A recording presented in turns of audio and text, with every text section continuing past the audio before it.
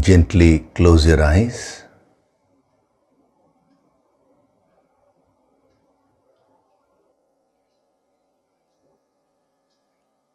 Do deep breathing.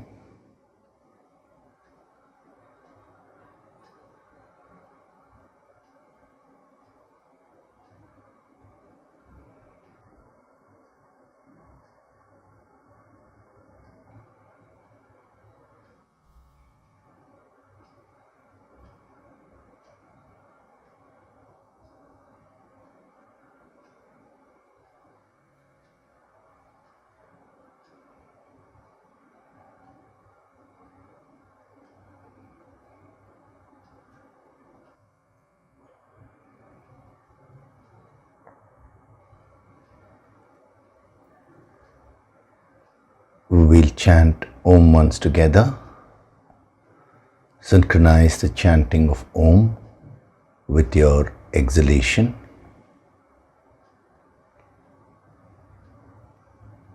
Breathe in.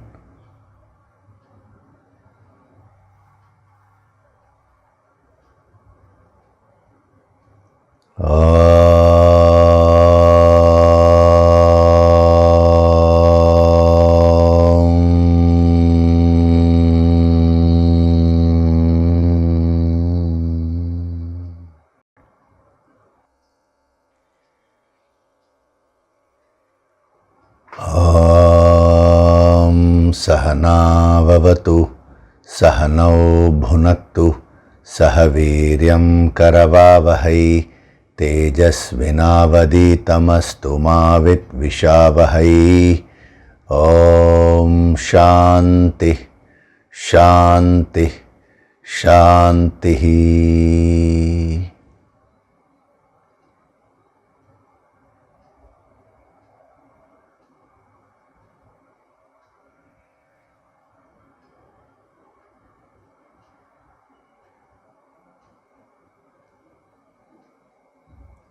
Gently open your eyes.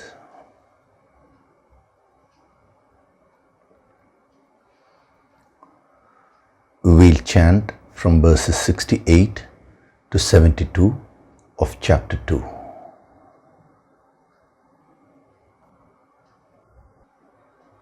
Tasmadhyasya mahabaho, Tasmadhyasya mahabaho, Nigrihitani sarvashah, Nigrihitani sarvashah, Indriyani-indriyarthebhyah, Indriyani-indriyarthebhyah, Tasya prajna pratisthita, Tasya prajna pratisthita, Ya nisha sarvabhutanam, Ya nisha sarvabhutanam, Tasyam jagarti sanyami, Tasyam jagarti sanyami, Yasyam jagrati bhutani, Yasyam jagrati bhutani, Sa nisha pashyato munehe, Sa nisha pashyato munehe, Apuryamānamachala pratishtham, Apuryamānamachala pratishtham, Samudramāpah pravishanti yadvat, Samudramāpah pravishanti yadvat, Tadvat kāmāyam pravishanti sarve, Tadvat kāmāyam pravishanti sarve, Sashantimāpnoti na kāmakāmi, Sashantimāpnoti na kāmakāmi, Vihāya kāmānyas sarvān, Vihāya kāmānyas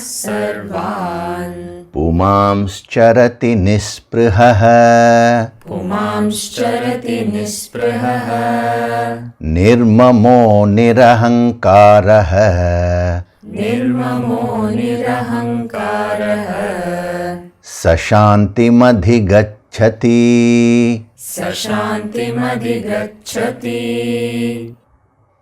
एषा ब्राह्मी स्थितिः पार्थ एषा ब्राह्मी स्थितिः पार्थ नैनां प्राप्य विमुह्यति नैनां प्राप्य विमुह्यति स्थित्वा स्यामन्तकालेऽपि स्थित्वा स्यामन्तकालेऽपि ब्रह्मनिर्वाणमृच्छति ब्रह्मनिर्वाणमृच्छति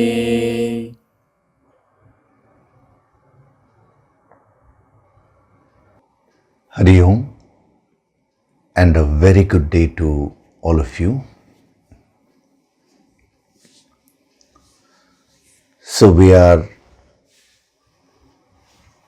seeing in depth the different dimensions of charity. Now this is so important because, as I told you, charity means movement, that is transacting with the world. But from a sadhana point of view, it is much, much more than that. See, in the yogic parlance, in the ancient wisdom, the great siddhas, the great masters, they always say that there is a purpose for everything.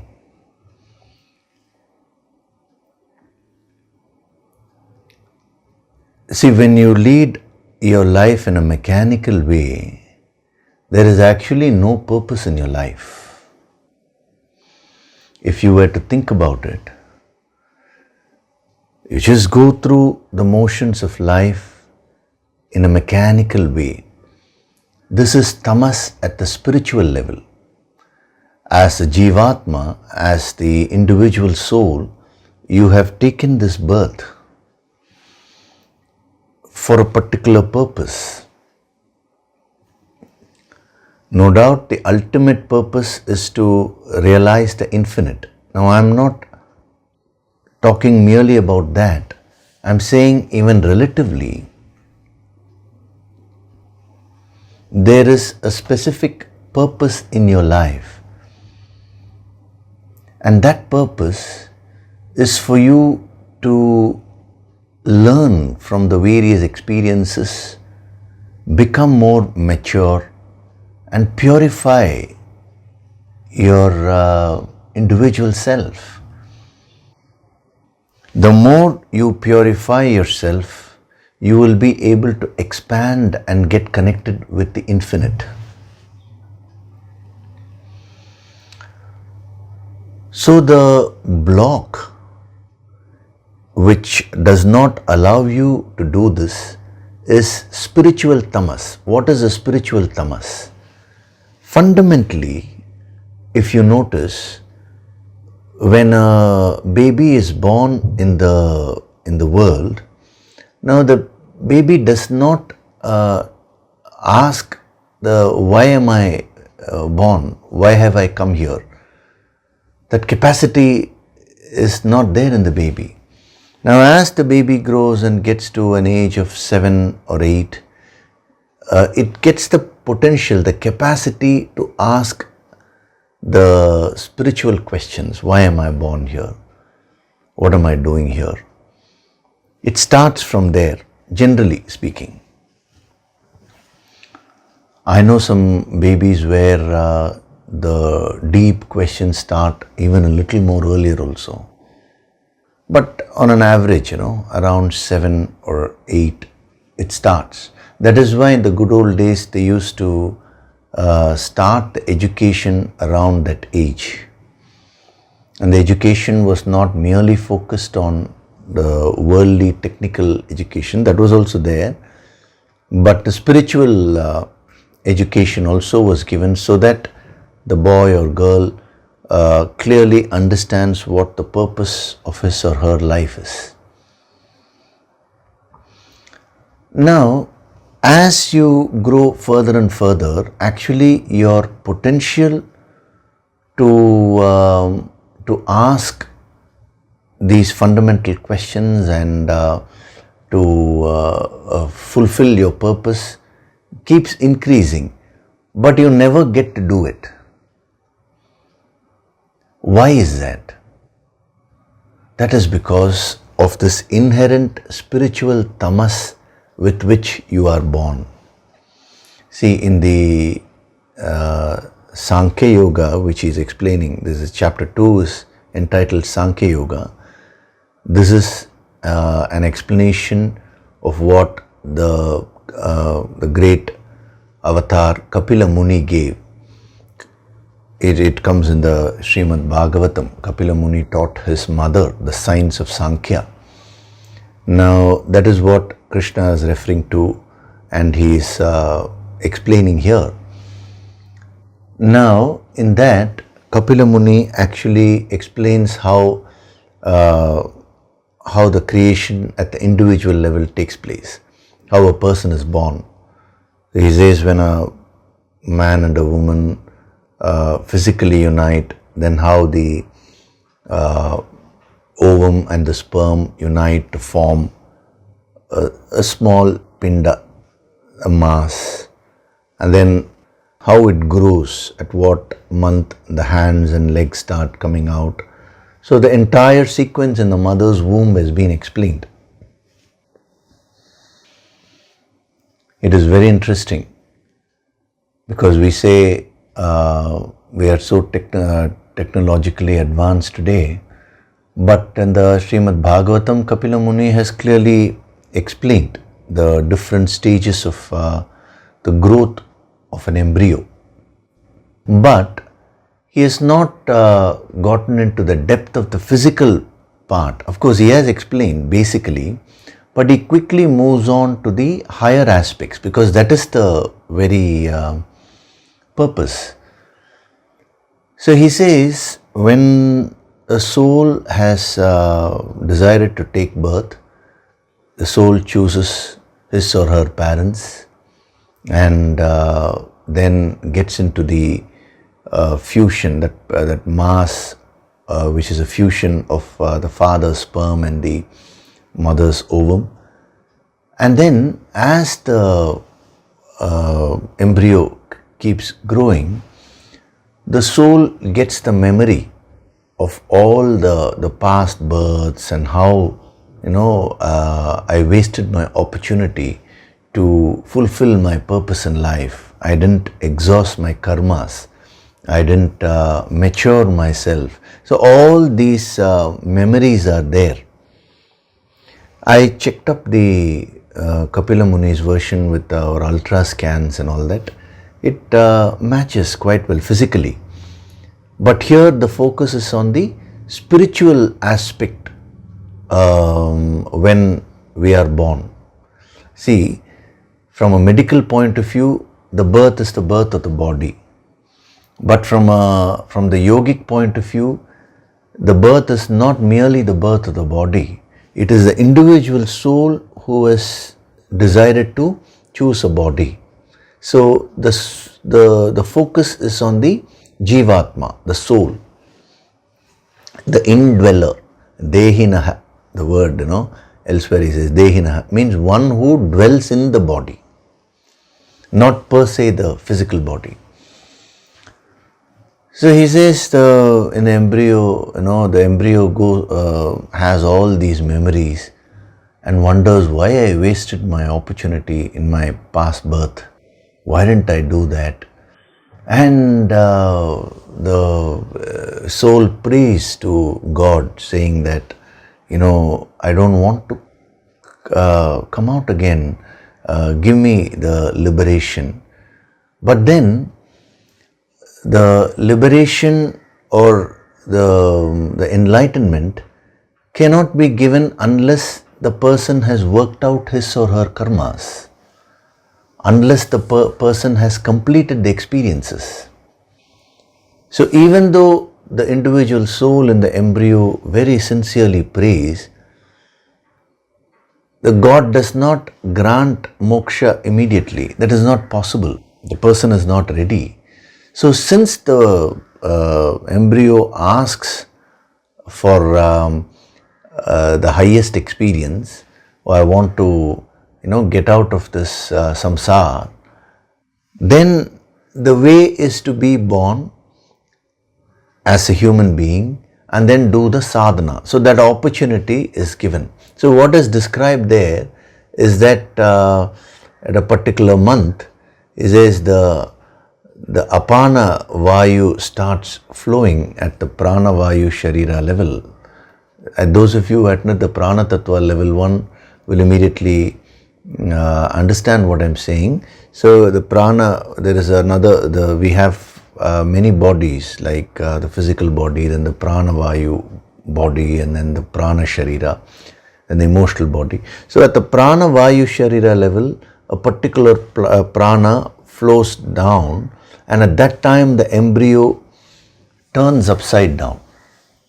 So the physical aspect is, the doctors say that the fetus turns upside down. In the Kapila Gita, he has given the spiritual counterpart, the spiritual aspect to that. So when that happens, that is symbolic, he says, the yoga maya, the illusory power comes and completely envelops the baby, so that he or she forgets all the past births and everything. Then only the baby can get ready to be born. Because if you are born with all your past memories, that is, memories of your past births, now your life will become very complicated. Sometimes I receive questions, "Sir, can you help us see our past births?"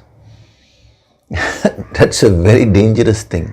There are yogic methods to do all that, but that is done for a specific purpose.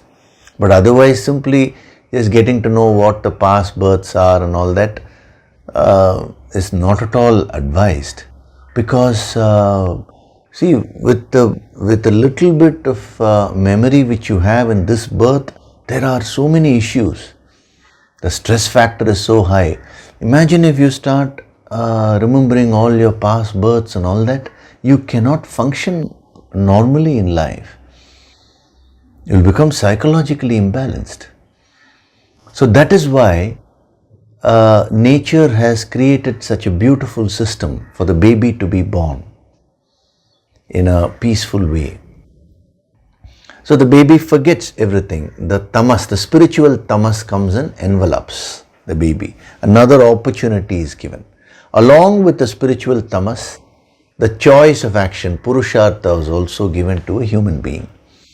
So it is a next phase of the game which starts. So as the baby grows, the purushartha, the ability to exercise the choice, also keeps increasing. Now, whether that individual soul will choose to evolve, or whether the individual choose to devolve, nobody can say. According to whatever you choose, you will get those results, you will go in that path. So this is the inherent spiritual tamas, and due to that spiritual tamas, there is a tendency to act mechanically. Just go through the motions of life without questioning. See, you are born, you just go through various experiences, and every day also you just eat, you do your work, whatever your office work or work at home and all that, and then you again eat, you go to sleep. Now this routine is going on day after day. But have you ever paused and thought, what is the purpose of all this? Why have I come here? Don't expect an immediate answer also, but at least that questioning. Why should I do whatever I am doing today? Don't stop doing. I am only saying that internal quest. That should be there. Unless you get that, you cannot overcome the spiritual tamas. The spiritual tamas is something inherent with which you are born with. You are also born with the purushartha, the choice. So using the choice, you need to overcome the spiritual tamas. Otherwise, it's not merely when you are young. Throughout your life, you will just lead it mechanically. And it is said that when a person dies in the deathbed, he gets the memories of all the experiences which he has gone through in that particular life. One by one, it comes. And he gets a glimpse, because now his soul is going to separate from the physical body. So again he gets connected with the individual soul. Unless that happens, the process of separation from the physical body cannot occur. So at that time automatically all the memory comes. And before he can even react to that, the soul separates. Again then you get into the next birth. And in the initial portion, when you are lying in the mother's womb, Bhagavan Kapila says you remember, you continue with that memory of the previous birth. Oh, how I wasted, I didn't do the sadhana, I didn't complete. This is my, I was born with this purpose, but I didn't utilize it properly, all that. Again, in order to be born, the Yoga Maya comes and wields an illusion. The spiritual tamas envelops you and you are born. This is what Adi Shankara in the Bhajagovindam he says, Punarapi jananam, punarapi maranam, punarapi janani jatare shayanam. Means you again repeated birth, repeated death, repeatedly lying in the mother's womb. Iha samsare bahudustare kripaya pare pahi murare. Means this samsara is so exceedingly difficult to cross over. But oh Madhava, Murari, name of the God, name of the infinite. With your grace, I will be able to cross over this samsara. It's a very powerful verse. So, you need to overcome the basic spiritual tamas in order to evolve spiritually. That is the real meaning of charity. Charity, I told you, it means living a full life. Now, why are they asking you to live a full life? Living a full life doesn't mean mere indulgence. Living a full life means going through the ups and downs of life and maturing yourself with those experiences, going through the various joys and sorrows of life and learning from them, purifying yourself, becoming mature emotionally, intellectually and spiritually, and expand your individual consciousness and become a sthita prajna. Once you expand it to the infinite level, you become a sthita prajna. That is the very purpose. But you are unable to do it today when you are going through the various experiences of life because of the spiritual tamas. You just go through the experiences mechanically. Whenever some joy comes, you are jumping about and you are completely enmeshed in that. You're not aware of anything else. Then whenever some sorrow comes, again you completely break down. You are in that, you're caught up in that sorrow totally, unable to stand apart and view the joys and sorrows of life and understand the purpose of why they are occurring in your life. So living your life fully, the sadhana of charity means living your life fully. It means going through your life in such a way, experiencing life in such a way that you experience it 100%, complete your experiences, exhaust your karmas, you also become spiritually mature, emotionally and intellectually mature, and expand your consciousness from within. It's a very powerful sadhana, charati. Externally, it just looks like, okay, he moves about in the world. It's not like that. If you look at it from the individual soul's point of view, that is when this word becomes very powerful. It's not a mere word thereafter. It is a sadhana practice for the soul. It is a sadhana path for the soul. See, whenever you move or when you walk, you will be walking in a path to reach somewhere, isn't it? So when he says charati, you are walking in this journey of life. Now where is it that you want to reach?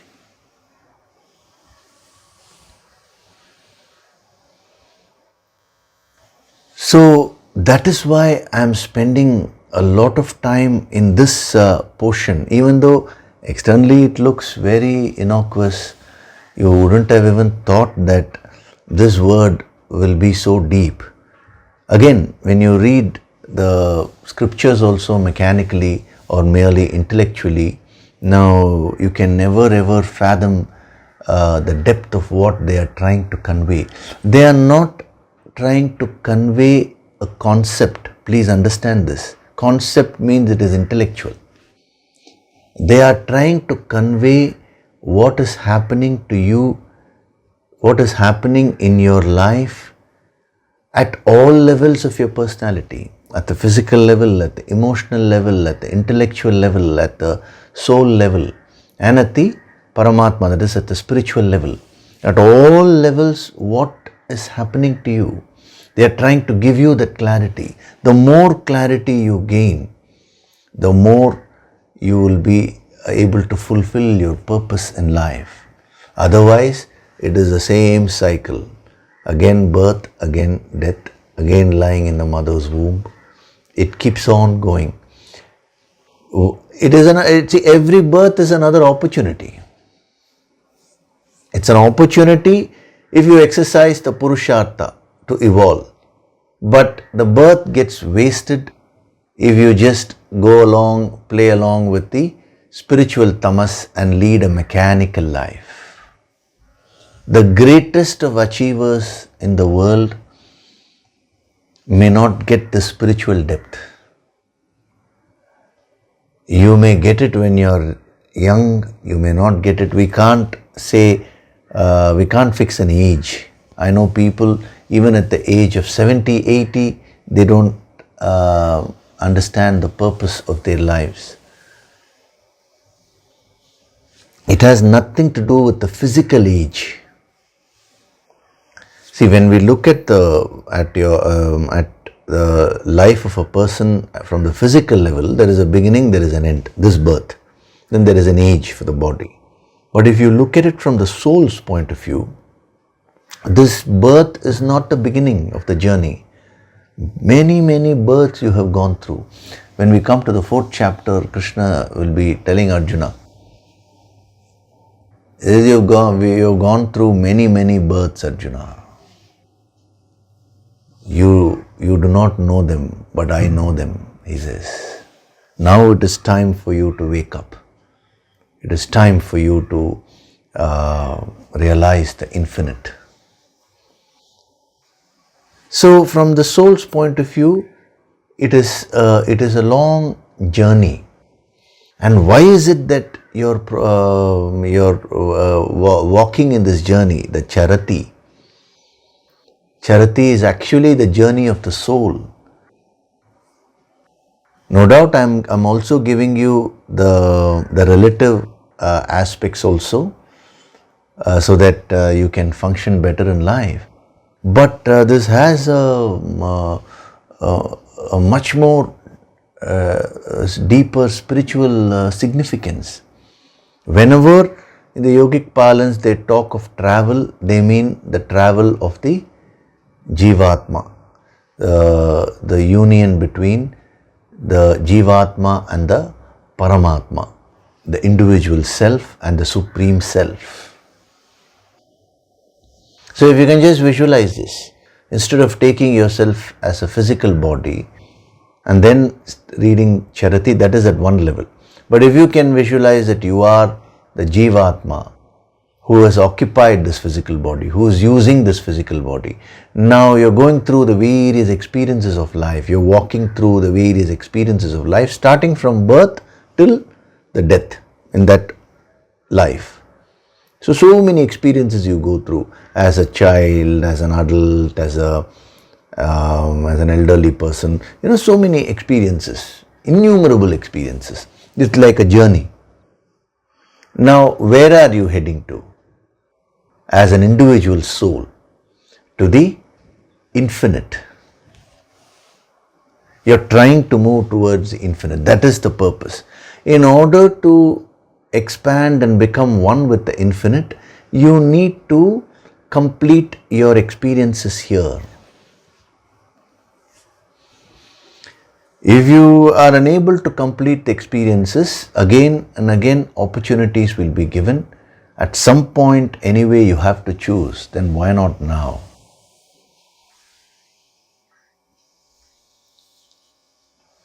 So the tendency to be very, very mechanical, just mechanically go through the experiences without any higher purpose. Now that tendency gets you totally enmeshed in the experiences, in the joys and sorrows of life. And you don't have the time, you don't have the inclination to even ask this question as to what my purpose is in life. What is my ultimate purpose? If at all you ask, it is just merely at the verbal level. But the quest should be from the depth, from the soul level. You have that capacity. Otherwise you will not be listening to these words here, right now. See, whether you understand what I am saying intellectually or not, whether whatever I am saying is logical or illogical and all that, that is all in the realm of intellect. But one thing is there, it does something to you, isn't it? When I say you are the individual soul, you are moving towards the infinite. Intellectually you may not fully understand, but yet why are you continuing to listen? Because you are the individual soul, and I am touching there, the deepest core of your personality, and trying to wake you up. So deep within you, your soul understands, your soul is able to feel what is being said right now. So you just have to use the purushartha, the self-effort which has been given to a human being. It's the greatest gift which has been given to a human being, and start doing the sadhana.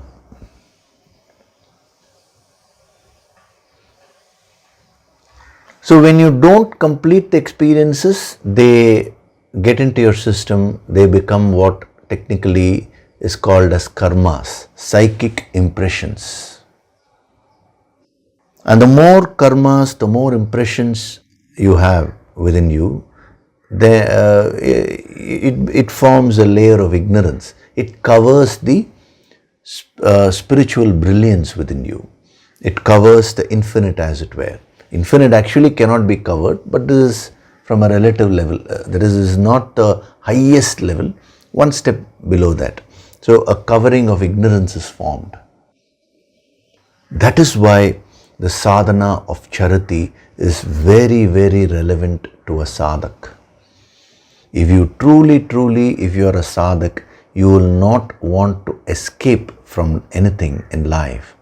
You should face every experience, whether that experience gives you joy or whether that experience gives you sorrow. Now you need to face that, and as a sadhak you need to look for is, how can I become better from this experience? What lesson can I learn from this experience? A lady has sent a mail to me saying that her husband has left her. Now she says, even he has decided, he has left, but I am unable to come out of that relationship mentally. Yes, that is a sadhana. You need to apply these principles. You need to do the sadhana every day and learn to let go of things which have to be left, and you pick up things which which come to you, which you have to experience. Every experience actually teaches you.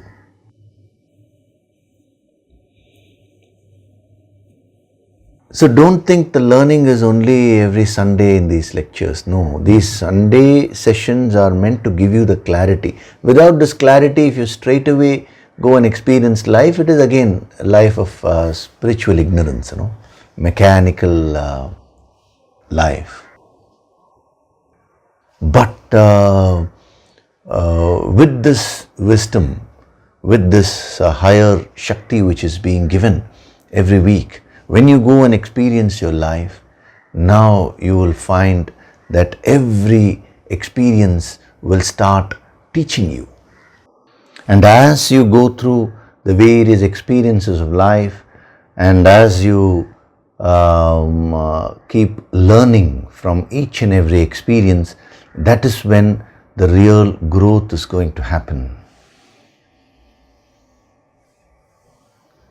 In the empowerment courses, the powerful energy is being transferred to awaken and expand your consciousness.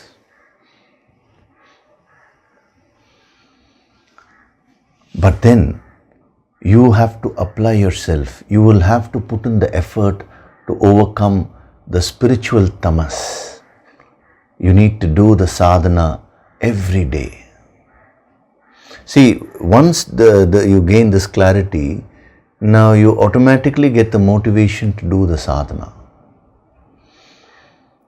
So whatever the worldly benefits we are talking about in terms of wealth, in terms of health and all that, that is also required for what? To complete your experiences. Per se, if you get into that, you will only get further and further enmeshed in the thraldom of samsara. But if you experience life in a sadhana way, you will lead 100% worldly life, you will also grow spiritually. So understand what is being given here in the right spirit. See, what I find is, people generally get one aspect of this wisdom and they don't understand it fully in depth. So they start following that again mechanically. And so in some places it is said, there is no happiness in the world. So a person just takes this and therefore becomes a recluse, escapes from life. In another place it is written, world is meant for you to enjoy, life is meant for you to enjoy. So one person just takes that aspect alone and starts indulging. So in the yogic approach, which you're gaining, you're gaining the wisdom through the yogic approach, you get the full wisdom, all the aspects of the wisdom. That is when your sadhana becomes complete. So what are the dimensions of charity which we saw? I gave you 4 dimensions, right? The first dimension, charity, means to graze, to eat. It is symbolic of enjoyment. So you need to learn to enjoy all the experiences of life. Now you may ask me, how can I enjoy sorrow? I can enjoy, see, when a joyful experience comes, I can enjoy. But when a sorrowful experience comes, how can I enjoy? See, when I say enjoy every experience, I'm not talking of merely the worldly enjoyment. I'm talking of experiencing the joys and sorrows of life from a spiritual perspective. It is possible to project your spiritual joy even in a circumstance which at the worldly level which gives you sorrow. You think about this as we go along. I'll give you more and more tips because it's a very subtle concept. See, if you merely go through the joy, a joyful experience, now you will only get excited. If you merely go through a sorrowful experience, that you will get depressed. But here, when they are saying you should enjoy every experience, it is going through the joy and the sorrow, experiencing it fully and projecting the spiritual energy, the spiritual happiness which you have on both the experiences. For example, when you eat your food, now on one side you have the sweet, your favorite sweet is there. Let us say that is representing a joyful experience in life. On the other side, you have a bitter vegetable, bitter gourd, pavakai, that is there. Now, even though it is bitter, that is very good for your health. So, don't you take both. It is not that you take only sweets. Even though it is bitter, there is also an inherent enjoyment in that, provided you approach it properly. Now, if you can project the same thing in your life as an individual soul when you're experiencing life, the joy gives you a glimpse. The joyful experiences actually give you a glimpse of what that infinite happiness is. The sorrowful experiences actually strengthen you. So when you go through the sorrow knowing that yes, this is going to make me very strong, then I'm putting it in quotes, that is called enjoyment from a spiritual point of view. Means spiritually you are enjoying, your soul is enjoying because it is getting purified. I'm not saying you should go in search of sorrow, but when a sorrowful experience comes, instead of sinking and getting depressed with that sorrow, take it as an experience like the bitter gourd, where even though it is bitter, it is good for your health. Similarly, this experience is going to make me more strong. See, as we are going along, I am giving you subtler and subtler tips of the same dimensions also, as you are getting prepared more and more. Then the second dimension was act, so the practice, perform and observe. So mastering skills in life. This is very important for you to gain your focus, for you to develop your focus, concentration, for you to become a yogi. And then your actions and responses, acting and behaving towards some situations. How do you initiate actions and how do you respond to various situations and behavior of people? When I say behavior of people, it's not mere behavior. Their emotions only reflect as their behavior. So how do you respond to that? That you need to perfect. And then the fourth one, which we saw last week, was being engaged, being busy with. So in spirituality, they always say you should never waste your time. They call time as Kala Deva. Kala Deva means God. Time also they have depicted as a God only. And what is the nature of Kala Deva? If you see the scriptures, they describe the Kala Deva as one who is constantly running forwards. It's a very poetic, beautiful way of expressing how time just keeps flowing, So in that, the yogis always say, don't waste your time. So when he is talking of being engaged being busy with things. He is not talking of being busy for nothing, that is being busy in an unproductive way. So find out your swadharma, your nature, and see how you can contribute to life, how you can contribute to society in your way. See, contributing to society doesn't mean now you have to necessarily join a social service organization and do certain activities. It's not defined like that. If you're a singer, now sing so that you can make others happy. If you're a painter, paint in such a way that it inspires others. If you're a cook, cook in such a way that others find your food delicious and they are so happy when they eat what you've cooked. Whatever be your field, your swadharma, that defines your talents. So you do it in a very productive way, productive to yourself and to others. That is the fourth dimension. Now, the fifth dimension, I'll give you two more dimensions of charity. The fifth dimension of charity. Charity means to walk. That is not merely walk, that is to roam about. See, when we say a person is roaming, what we mean is walking aimlessly. Charity also means that. It means moving about without any purpose. See, now you may get confused because all along today I've been saying you should know the purpose of your life and all that. Now suddenly this dimension comes where he says move about without any purpose, just keep roaming about in life. That's not what he means. I will explain fully.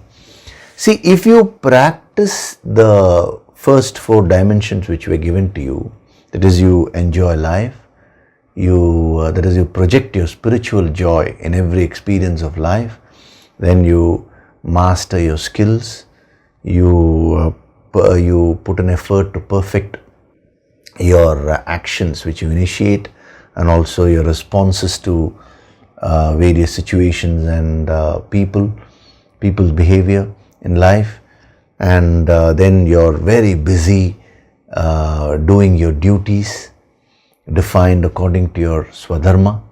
There is no question of shirking any duty. You're playing your roles very well. Now, when you do all this properly, it means you have overcome your tamas at a very good level. You overcome your laziness. Then this fifth dimension becomes applicable to you. That is, you should also set aside some time in your life, that is every day, where you relax your body, you relax your mind. I'm not talking of meditation. So for those of you who are doing your sadhana, in the initial portion itself, that relaxation happens. Even the Yoga Sankirtan sadhana, the very first bhav, or why even the very first portion, even before that, when you hear the talk, introductory talk itself, you will completely relax. That is very important as a sadhak. So you need to learn to act intensely. You also need to learn to give rest, the right amount of rest, the right amount of relaxation. So that is what he means by roaming. A small portion of your day or a small portion of your week, where you just basically relax. Because see, when you get into a relaxed frame of mind, now that will energize you, that will recharge your batteries. It will also give you a good perspective of life. See, when you're constantly acting, there is a chance, even though you're very, very sincere, you're doing your sadhana as a sadhak, you're doing it in a spirit of karma yoga and all that, but there is always a chance of slipping and getting too much involved. Now, when you get completely involved, now that is going to cause a lot of stress within your system at the physical level, at the pranic level, at the emotional level, and at the intellectual level. Now, when all the lower aspects of your personality are in a state of stress, then you will be unable to activate the spiritual aspect within you. Therefore, what these great masters suggested is, you should also practice a little bit of relaxation. Again, I am cautioning you, this is not meant for people who are not practicing the first 4 dimensions. Because a tamasic person will straight away pick up this dimension. Oh, now Yogishri says, roam about without any purpose. Just relax. I will first follow this, then I will follow the other dimensions. Don't do that. That is again your mind trying to trick you. So this dimension has been given, the dimension of relaxing, just roaming about without any particular purpose, relaxing, has been given to you so that you can keep releasing your stress periodically, so that you will be able to get back to action with more vigor. As far as you are all concerned, you don't need to specially practice this, because every day when you do your sadhana, there is an inbuilt relaxation in that, whether you want it or not. The moment you play the audio material and when you sit with your eyes closed, immediately you will find your entire system relaxing. And then you also have the Yoga Vishramaha, that material which you can every now and then you can play that and relax yourself. That will also help you to practice this dimension of charity. So a person who combines action and rest intelligently can run in the long race of life.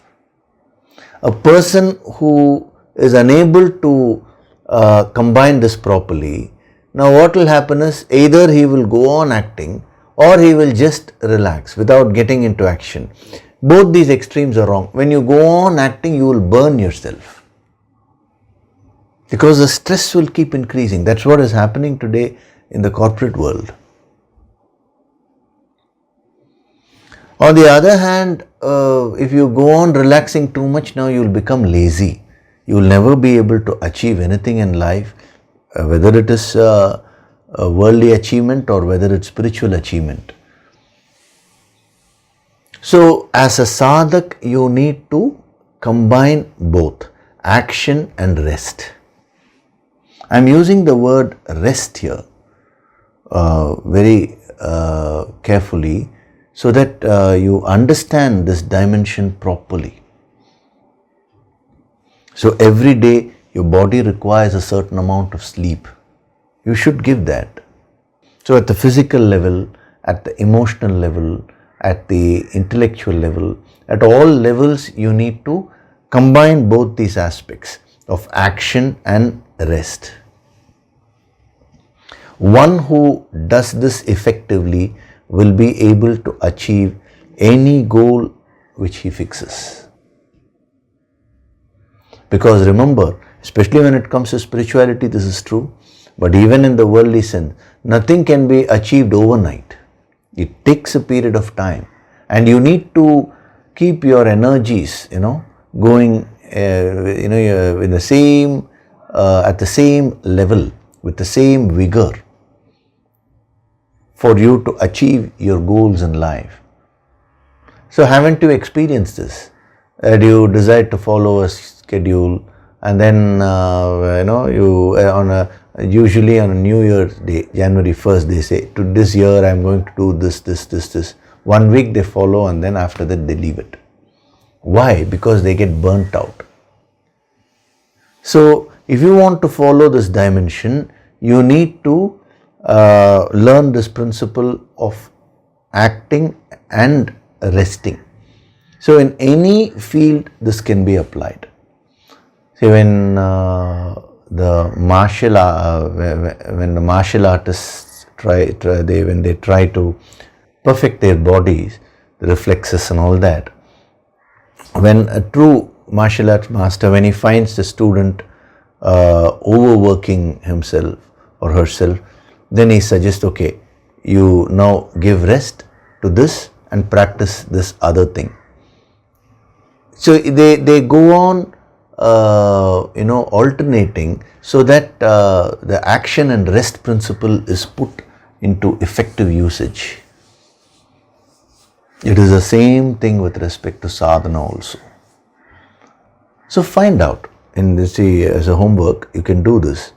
On an average in a day, are you slipping too much into action and getting overstressed, or are you slipping too much into rest and becoming lazy, or is it a combination? So find out your percentage. So whenever you get into action and then you go to one extreme, now apply this fifth dimension and give some rest. Whenever you find that you're becoming lazy, immediately apply the first four dimensions and get into action. So you need to learn to balance your life using these very, very powerful tips which are being given to you. So if you succeed in doing that, if you succeed in balancing your life in this way which I am telling you, you will succeed in whatever endeavor you take up. So the key here is this point only. This dimension is applicable only if you practice the first four dimensions. I am repeating it again and again because the tamasic mind will straight away pick this up, and you will come up with your own philosophy. Sometimes, what I find is, I am explaining the Bhagavad Gita, but people understand it in their own way and they give their own Gita. You will say, oh, Yogishri has said life is to enjoy, life is to relax. So you will be only promoting your laziness. So be very, very careful, because the mind is deadly, the tamas is deadly. So this is the fifth dimension of charity. Then I'll give you one more dimension, because when you having covered the first four dimensions, now the fifth and sixth can be easily absorbed by you. The sixth dimension of charity means to live, that is to continue to be. What does it mean? When we say live or to continue to be, it means no breaks, not wanting to take breaks, not wanting to give up living. That is the sixth dimension.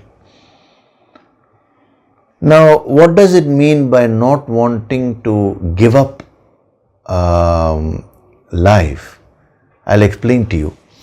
See, when you go through life, there are certain experiences which will be very tough, challenging. It could be the death of a near and dear one. It could be the death of your spouse or your dear friend, or one lady had said her mother passed away recently. Whatever be that, very, very intensely sorrowful experience, or challenging, I would say. Not merely the death of a near, that's only an example, but you may face, let us say, a financial crisis in life, or you may face a crisis in your career, or you may have some other issue, but that experience may be very challenging. Now, during those times, those kinds of experiences will influence your mind, and you will get rattled. And at that time, you will feel, what is the point of continuing in life? I am not talking of mere suicidal tendencies, that is an extreme. But the general zest for life will come down. That is where you need to apply this charity dimension. So sometimes it can happen that some experience can be very overpowering in your life. And when that happens, for 1 second you will get rattled. That will shake you. But if you continue to remain in that for long, then that will give birth to negative energy. So what should you do? You should use these principles, you should do the sadhana, and you should immediately get back your balance. So as you advance in yoga, the time taken for you to come back to balance will start reducing. Earlier, you may take a long time to, when you get into a mood swing or when some kind of negative emotion, you may have taken a long time to get back to normalcy. But now you will find that you will get shaken, but you will again get back because you are practicing the sadhana. So this is a very powerful dimension of charity because it actually helps you to face the challenges of life. So you're like Lord Shiva. You have the infinite capacity also within you. And when some experience comes and rattles you, immediately remember charity. It can bog you down completely. So you need to practice this dimension. I gave you that deep breathing technique, no? So you connect with the Guru Shakti and learn to release whatever negative experience you may go through. This is so important for a sadhak. When you don't do that, those experiences can go within you and form impressions. In time you may forget a sorrow, but that doesn't mean the sorrow is not there. It may be lying deep within you as an impression. But if you're a good sadhak, now you will start releasing whatever negative energy is created because of certain experiences in life. So the first four dimensions which I gave you were all on some aspect of life how you should function, whether it is enjoying or mastering skill or doing your duties or acting, responding and all that. The fifth and sixth dimensions are on the other side. That is, they help you to balance life. So the fifth dimension is resting. It directly balances action. And the sixth dimension is the strength part. How do you come out of a certain negative experience as fast as possible?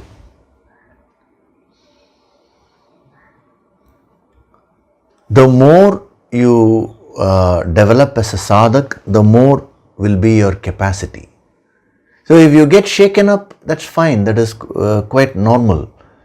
But a yogi gets back to his balance or her balance very fast. A sthita prajna has mastered this art.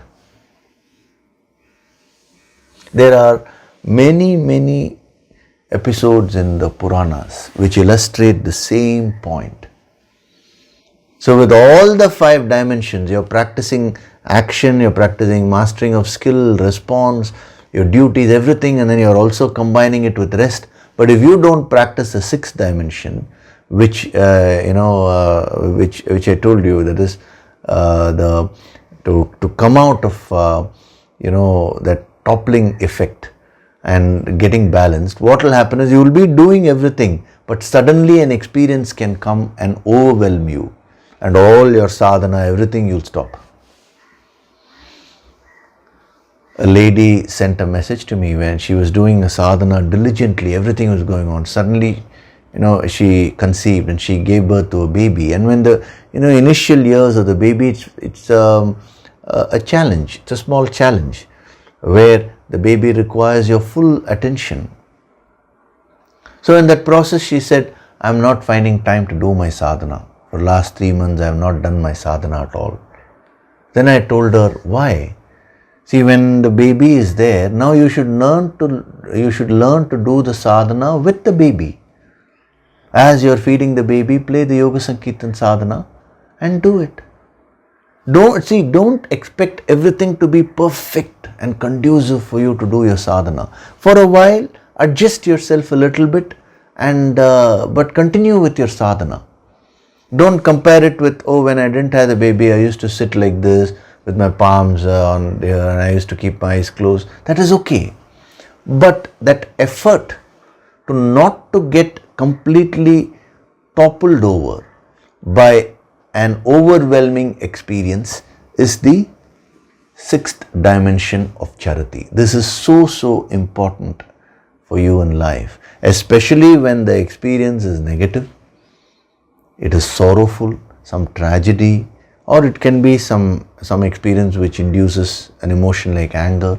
It can even be some experience which can give you joy also. Sometimes you get so overexcited and you get toppled over by a joyful experience that you may stop doing your sadhana. You may stop doing whatever you ought to do in life. I know many people who have experienced that. So this is a very important aspect. So these are the 6 dimensions of charity which have been given to you. Now you reflect on these points and you start practicing them.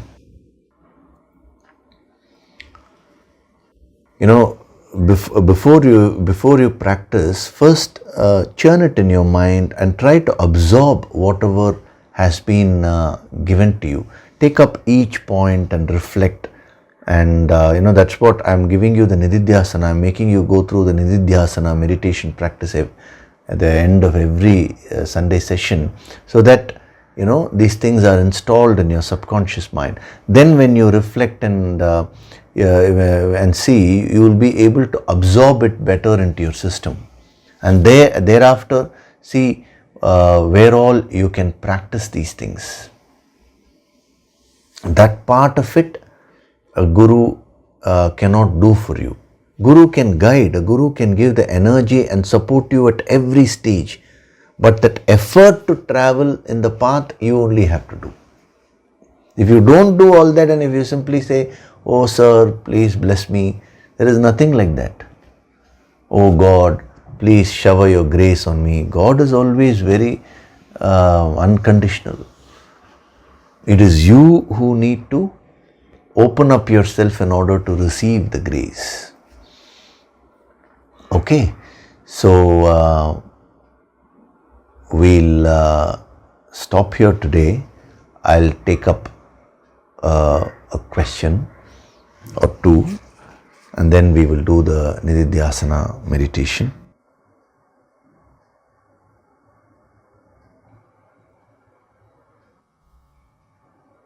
This question has been asked by Tayar Raviji. So in the YouTube section, he has put down all his points during this, after that particular Sunday session. And then he has asked, many pranams to you, Sri Yogishri. I have a question.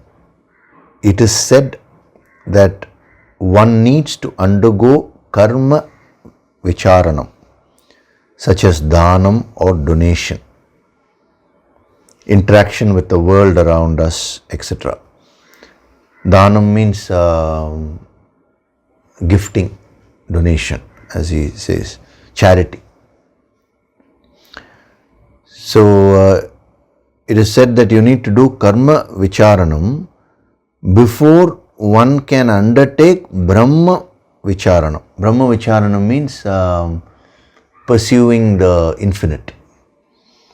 So karma vicharanam is said to make one realize that it leads to alpa astira palam and seek stira and ananda palam. So alpa astira palam means temporary transient joys, and stira ananda palam means permanent joy of the higher, of realizing Brahman or the infinite. So I am translating that into English so that all understand what the question is.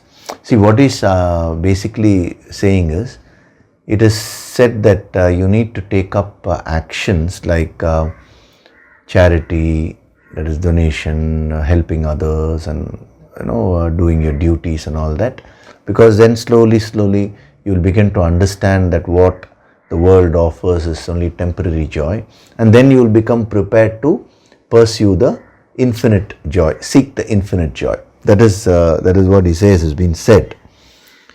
So I am not sure whether this is a different concept than the yogic path, in which both are undertaken simultaneously rather than one after the other. Thank you for the clarification and apologize if this question is irrelevant. No need to apologize, sir, because no question is actually irrelevant. It is relevant according to your thinking, and that is why you're asking. If it is something which is totally not going to help you or something, either I will take it up and explain that is not going to help you in your sadhana, or I may not take it up. So that is also a message only. Sometimes if I don't take up a question either directly like this, or you never get an answer in the sessions, it means that question has to be shelved right now. That's not going to help you, so don't waste your time in that. But when the right time comes, that may be explained to you. Okay. So your question is, this is different from the yogic path. Now, first of all, you made a statement that it is said. Now, by whom? In what context? Now, all that has to be seen. Everybody says something or other. I'm not going to give you the reference. I know what you're referring to. There in some scriptures, these kinds of statements have been made, no doubt. But as I told you, when you read the scriptures merely intellectually or merely from the Sanskrit point of view and all that, what message you will get will always be partial only. That statement which you're saying that first you do karma vicharanam, that is, you engage yourself in action and then you seek the higher, that is actually, if it is taken out of context, it is wrong. Because if you merely do action without any higher thinking, what will happen is you will get further and further involved and enmeshed in action that is going to increase your karmas. So if you say first I will do the action, then I will take up meditation. Now there will be no end to your actions. You will go on acting and those actions will increase your karmas further and further. It will increase your impressions and those impressions will make you act further, and again the actions will increase your impressions further. So this cycle will keep on going if you don't have some other higher force to lift you. So to say that I will do karma first and then I will get into the vicharanam of the Brahman, of the infinite, Brahman means infinite reality, actually is practically not true. You just think about it. If you just keep on acting, now you're going to get merely involved in that. How is that action going to teach you?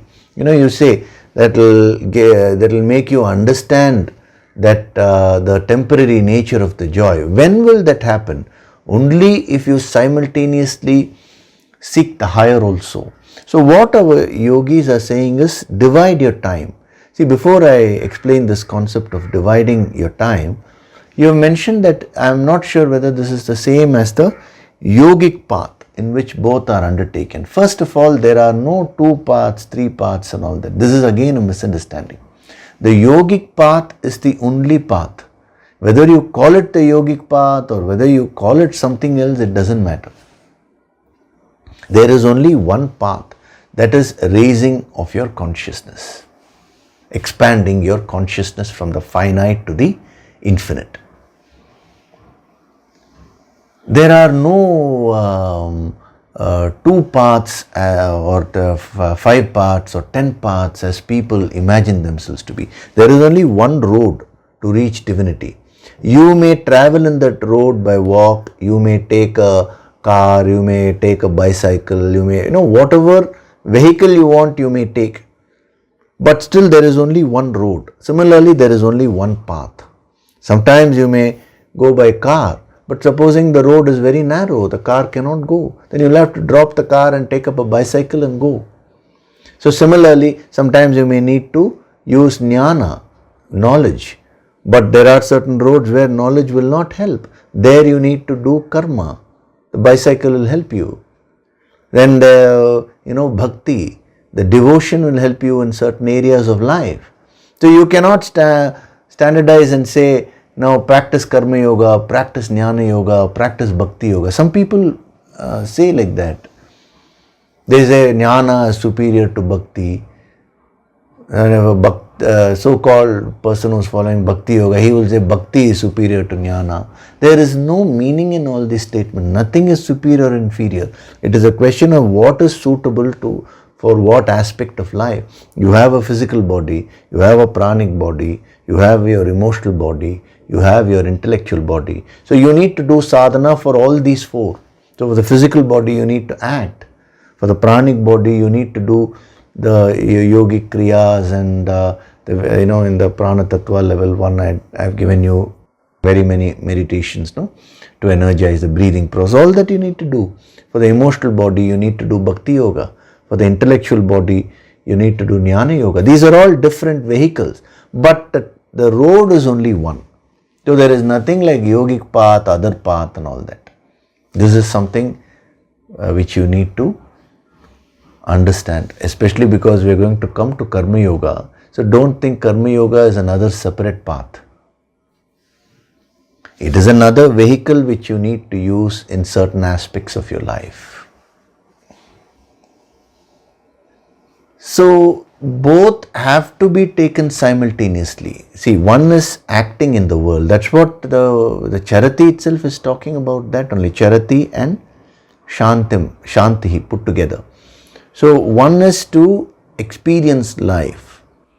The other is to seek the higher. So when you merely experience life without having the ultimate purpose in your mind, you're going to get involved there and increase your karma. But in the name of seeking the higher, if you stop contacting the world, if you stop enjoying the world, if you try to withdraw, then also you will have a problem, because you will not complete the experiences. You will not be able to think of the higher. So what our yogis and siddhas are saying is, divide your day into two aspects. One time to do the Brahma Vicharanam. It's a small portion through meditation. See, when you do the Yoga Sankirtan Sadhana every day, by the end of it, at whatever level you are in, you will be elevated to the next level and you will feel so calm. You will be in tune with the infinite from your level. It's not that you have become enlightened, but if you are at 30% level, to that extent you will tune into the infinite. You will feel very, very calm. For a while you will be sitting after the session is over. That is the Brahma Vicharanam from your level. And then when you act in the world, that is the action, the Karma Vicharanam as you have called it. So when you combine these two, that is when the real spiritual progress will happen. So these are all very subtle concepts. Unfortunately, as I told you, the true ancient wisdom has got lost. Everyone is just taking up one aspect of it, and since they have a mastery over the Sanskrit language, they just play about with the words and they emphasize on only one aspect that can lead to an imbalanced way of functioning.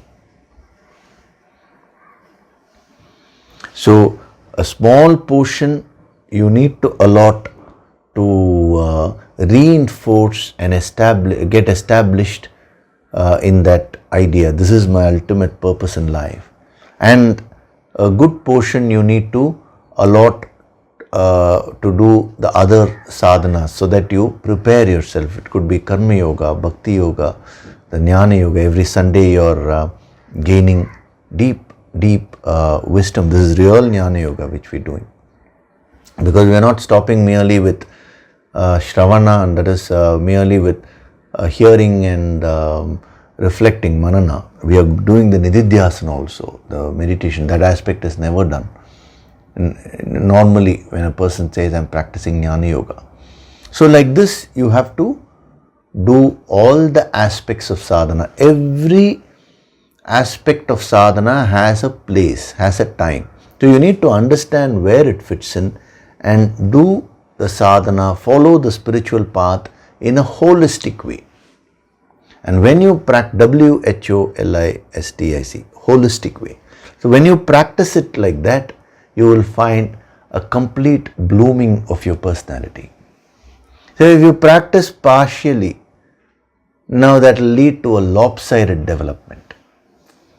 So people who say things like this, you will find that they are usually mere pundits, but they may get a spiritual image. See, spiritual image has nothing to do with being truly spiritual. We are not putting down anyone. I'm just factually stating what are the different areas where your mind can get stuck, Some people get stuck with the language part, some people get stuck with the karma part, some people with the bhakti part. In some aspect of sadhana also you may get stuck in, then that will lead to a lopsided development. Some people get stuck with meditation, then they shirk their duties and they claim that they are doing meditation. So as a sadhak, you need to learn to balance all this. Even in the second chapter, what did Krishna say? He explained the Sankhya Yoga from the highest level, and then he said, now I'll tell you how to practice it. That is the yoga of action, he said. And this is what he is going to expand and give us the entire Bhagavad Gita. Whatever he is given in the second chapter, now he is going to expand further in the subsequent chapters. So it is in the same Bhagavad Gita where Karma Yoga has also been given, Dhyana Yoga, the meditation also has been given, the Bhakti Yoga has also been given, everything has been given. And it's not merely the Bhagavad Gita. You go to any scripture, they will always talk of all the aspects of sadhana because you have all those aspects within your personality. And each sadhana is meant for one aspect of your personality. Is that clear, sir? So come out of these concepts, and my request is, since you are into the deep yogic approach now don't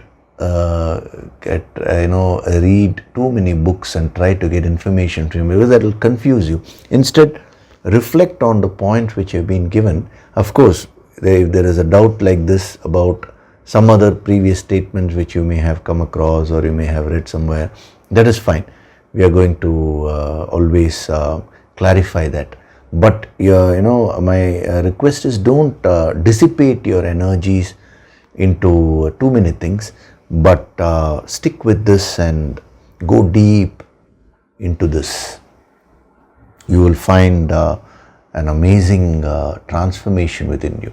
All your doubts will automatically get cleared. Okay? So now we'll do the meditation, Nididhyasana. So relax completely. Sit in a straight way, keeping your spinal cord erect, and gently close your eyes.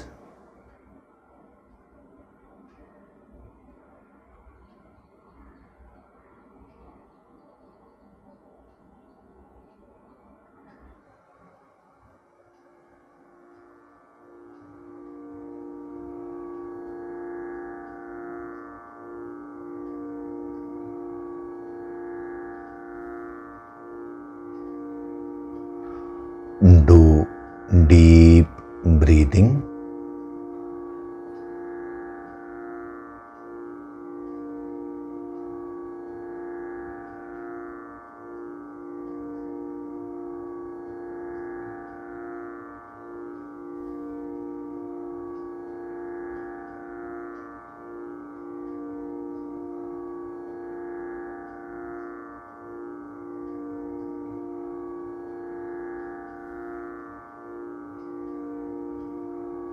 With every breath, I am becoming more and more relaxed.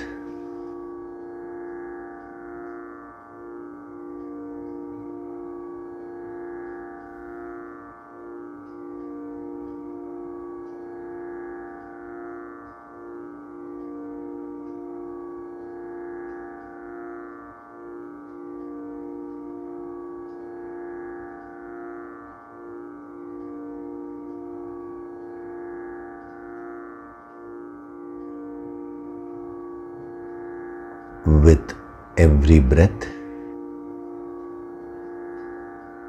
I am becoming more and more divine.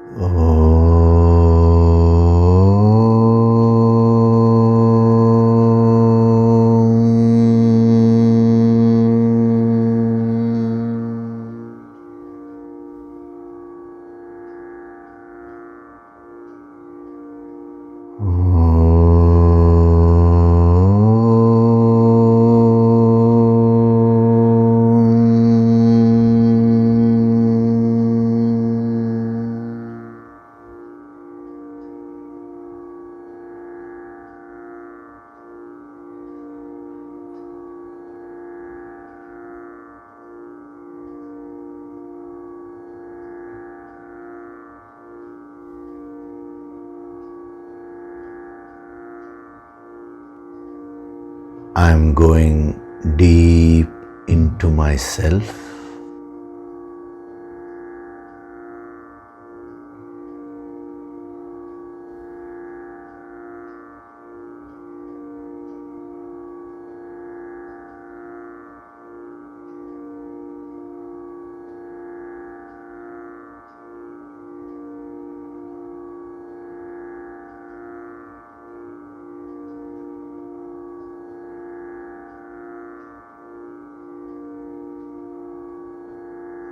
Beyond this physical body, beyond these various emotions and thoughts, lies my true essential self.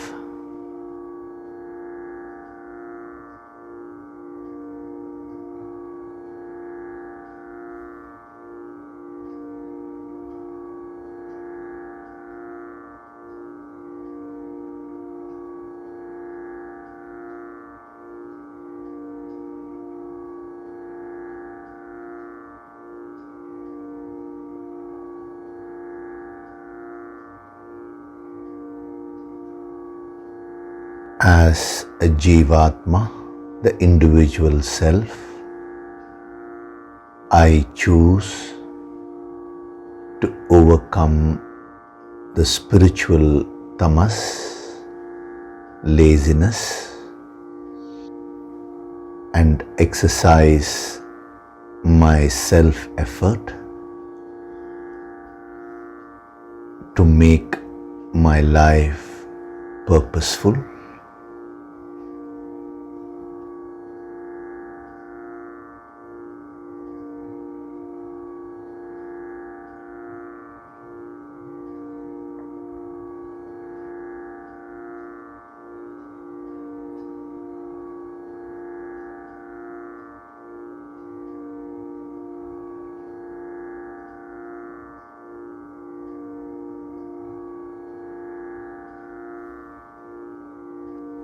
I choose to create a balance in my life by using both action and rest in the right proportion.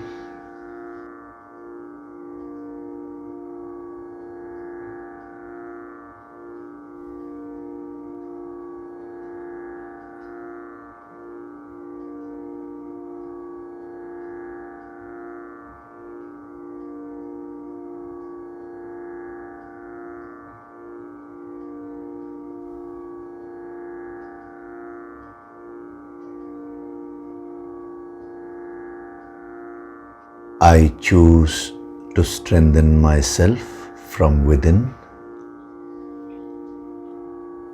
so that whenever any experience tries to overpower me, I get back to the state of calmness as early as possible with the help of the higher grace and the Guru Shakti.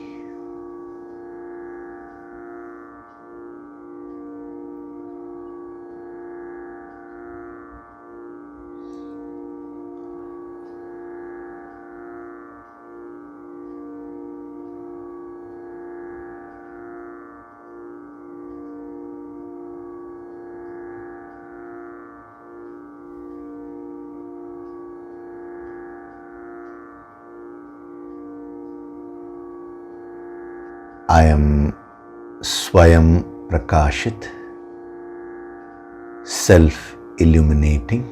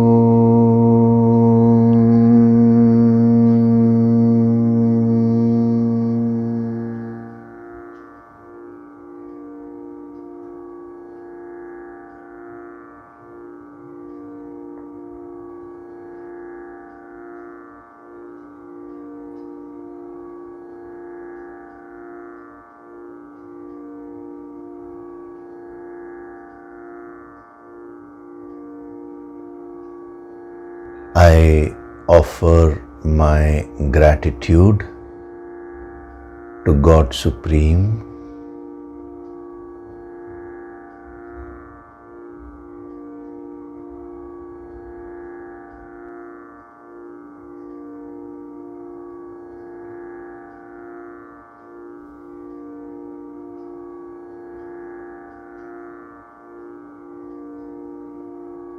I offer my gratitude to my Guru and all the holy masters.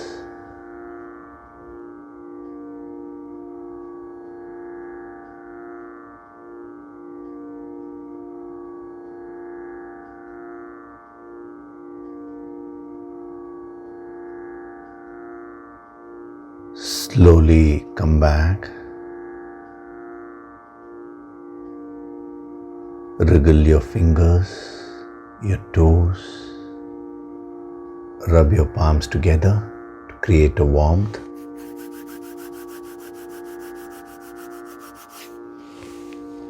Cup your eyes with your palms.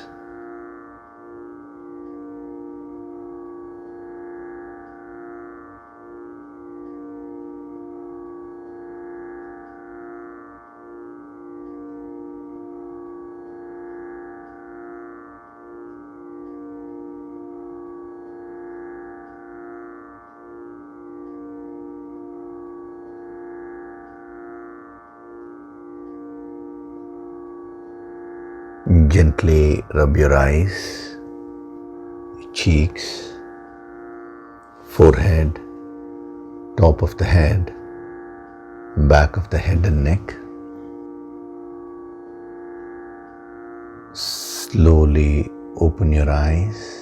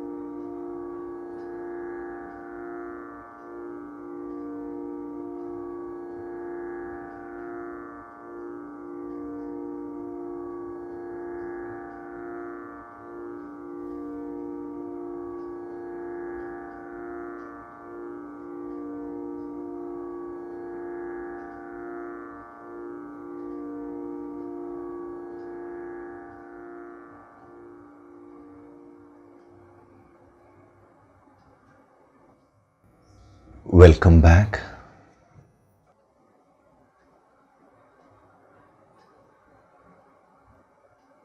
So today's session was very deep.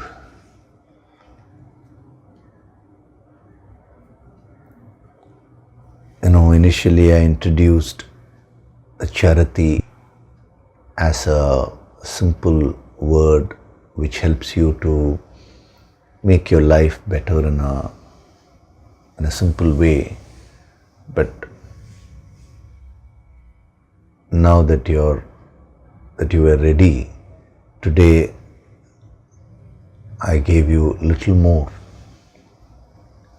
the deeper dimensions of charity, the spiritual meaning of what it is to experience the world.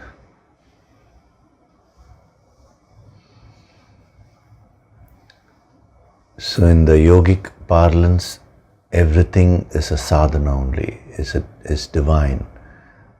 Your every experience is meant for you to learn, grow, and move towards the ultimate purpose.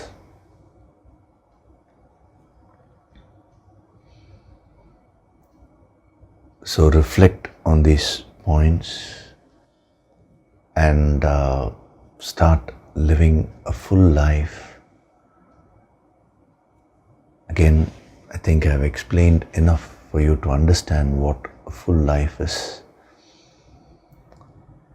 Combine the spiritual sadhana and your worldly duties and bring about a proper balance in your life. And work on building your inner strength, especially, circumstances are not so easy. That's what everyone has experienced in the last couple of years due to the pandemic and so many things. So this is where this wisdom becomes more important, more relevant. You need to apply these principles. This year, in the month of April, we'll be having the Yoga Sankirtan empowerment. The dates and all that will be announced soon. This time I'm going to focus on building the inner strength. The empowerment is going to be given for that, building your inner power, because that is what is truly going to help you to face the challenges of life. So let's see, I'm meditating on that, and once I get the higher instructions, I think you will all be informed about that. Those of you who have attended the earlier Yoga Sankirtan empowerments, you must be knowing that every session is not the same, because the emphasis is going to be different. The energy levels also, according to what you receive, will be different. So this year, the emphasis will be on the inner power, that is what is the need of the hour, Okay, so in the coming weeks anyway, as things crystallize more, you will be informed of about the exact dates and the structure and all that. Okay, so thank you very much. I'll see you in the next session. Hari Om.